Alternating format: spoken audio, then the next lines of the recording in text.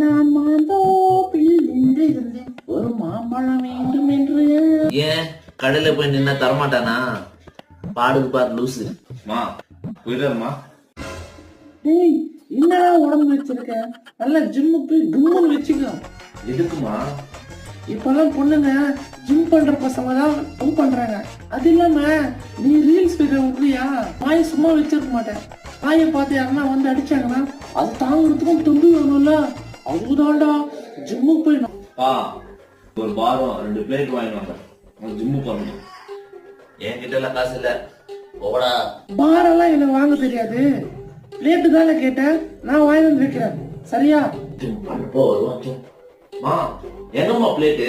Plate தரா அங்க வாங்கி வச்சிருக்கேன் பாரு, அதுவா பாரு. என்னம்மா பிளேட் வாங்கி வந்திருக்க? நீ பிளேட்டு தானே கேட்ட,